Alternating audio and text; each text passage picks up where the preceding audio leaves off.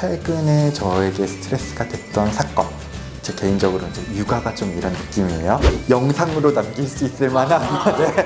스트레스 예시를 드는 게 항상 어려운 것 같습니다. 네. 지금 여러분들께 설명드리는 이 내용이 바로 그 해답이 될 수 있을 것 같아요.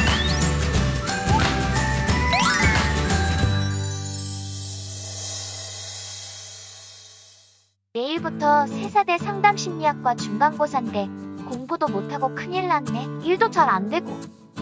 그래 순씨, 근무 시간에 무슨 딴 생각이야? 일로 좀 와봐요. 또 시작이네.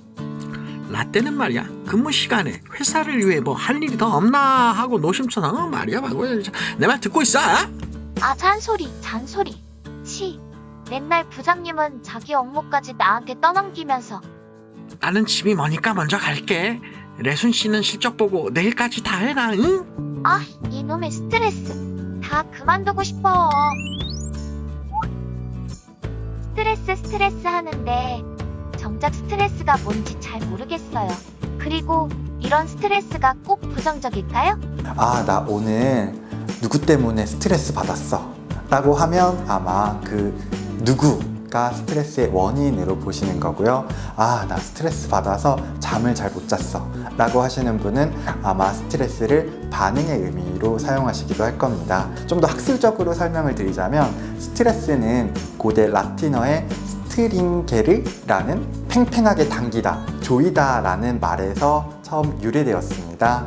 즉, 이 스트레스라는 것은 외부에 있는 환경으로부터 우리를 변화시키려고 하는 시도에서 우리를 안정시키고 적응시키려고 하는 시도 속에서 나오는 것이다 라고 정의를 내릴 수가 있을 것 같아요. 자, 그러면 스트레스라는 게 꼭 부정적인가요? 그렇지만은 않다라고 볼 수 있습니다. 우리는 또 스트레스를 두 가지로 나눠서 이야기를 해요.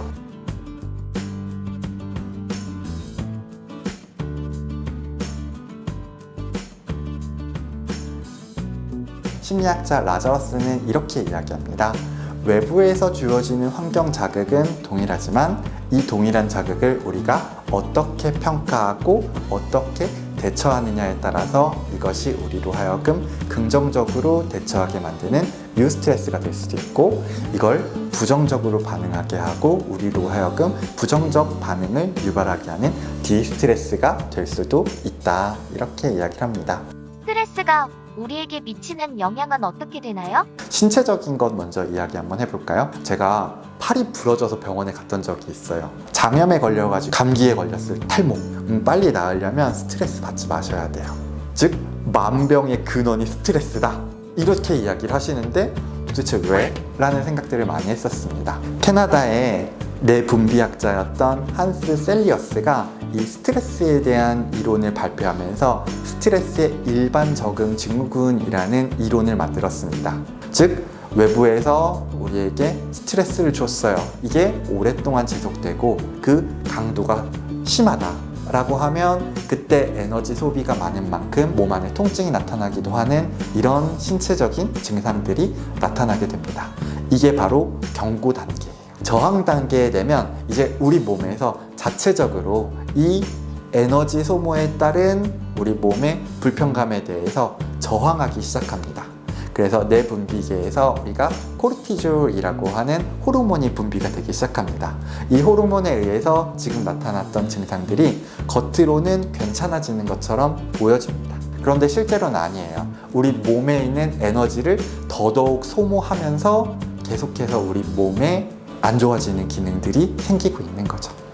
이게 지속되면 이제 마지막 단계, 소진 단계가 됩니다. 우리 몸에서 저항할 수 있는 힘도 사라지게 되는 거예요. 단순히 배가 아팠던 것들이 위염, 더 나아가서는 암과 같은 일들까지 발생하게 되는 거죠. 또 한 가지 심리적인 반응에 대해서도 설명을 드리도록 하겠습니다. 그 대표적인 것이 바로 적응장애라는 거예요. 적응장애라는 것은 우리가 어떤 스트레스 사건을 경험한 이후에 여러 가지 스트레스 요인이 될 수 있는 것들이 있죠. 이 문제 이후에 우리가 이 스트레스에 대한 부적응적인 영향으로 인해서 일상생활에 어려움을 경험하게 되는 정신장애 혹은 이상행동의 한 종류를 이야기합니다. 아, 이제 나는 미래가 없는 사람이야. 사람들도 만날 필요가 없어와 같이 우리의 생각 자체가 바뀌어버리는 모습들이 나타납니다. 이런 것들이 짧게는 1개월 이내, 이럴 경우에는 우리가 급성 스트레스 장애라고 하고요. 이제 1개월을 넘어서 이런 증상들이 나타나게 되면 외상 후 스트레스 장애, 우리가 흔히 PTSD라고 하는 증상들까지 이어질 수 있게 됩니다. 스트레스를 관리하는 게 굉장히 중요하다는 것을 의미하죠. 그러면 스트레스는 어떻게 대처하나요? ABC 대처법이라는 것도 알려주세요. 자, 예를 들어서 한번 설명을 드리도록 하겠습니다. 더운 여름이에요. 제가 열심히 운동을 하고 왔는데 책상 위에 물이 반컵 놓여 있었습니다. 아, 짜증나네. 이런 마음이 들었어요. 야, 열심히 운동하고 왔는데 물이 반컵밖에 없어서 나 짜증나더라. 라는 것이 보통 일반적으로 생각하는 선행 사건과 결과입니다. 그런데 그 중간에 또 무엇이 있느냐를 보는 것이 중요합니다. 이게 우리의 생각, 신념, 빌리프라고 보면 될 것 같아요. 만약에 제가 그 생각을 이렇게 했다면 어떨까요? 물이 반 컵이나 있네? 그럼 어때요? 기분이 오히려 좋았겠죠. 만족스럽죠. 똑같은 선행 사건에 우리의 생각, 신념이 어떻게 가냐에 따라서 결과가 달라지게 된다는 것. 이것이 바로 ABC 접근의 핵심입니다. 스트레스 원 자체를 없애버릴 수 있는 일은 그리 많지 않죠. 그럼 C를 바꿔볼까요? C를 바꾸는 것은 A를 바꾸는 것에 비하면 상대적으로 소극적인 대처이지만 그만큼 더 쉽게 할 수 있는 대처이기도 합니다. 하지만 이것도 문제가 있어요. 이렇게 대처를 하게 되면 결국 앞에서 오는 스트레스 원 자체를 해결하지 못했기 때문에 계속해서 스트레스는 유지되고 해결하려는 노력을 할 수밖에 없다는 거죠. 따라서 지금 말씀드린 것처럼 이 선행 사건에 대한 우리의 생각, 신념을 바꾸는 대처, 이것을 통해서 이제 원인도 제거하고 결과도 긍정적으로 바꾸는 것이 필요하다. 네, 여기까지 스트레스와 스트레스에 대한 대처 방법에 대해서 한번 알아보았는데요. 여러분들께 얼마나 도움이 됐는지 모르겠습니다. 조금이나마 도움이 됐기를 바라면서 오늘은 여기서 마치도록 하고요. 다음 시간에는 우리의 마음의 감기라고 표현하죠. 우울증에 대해서 한번 배워보는 시간을 갖도록 하겠습니다. 감사합니다.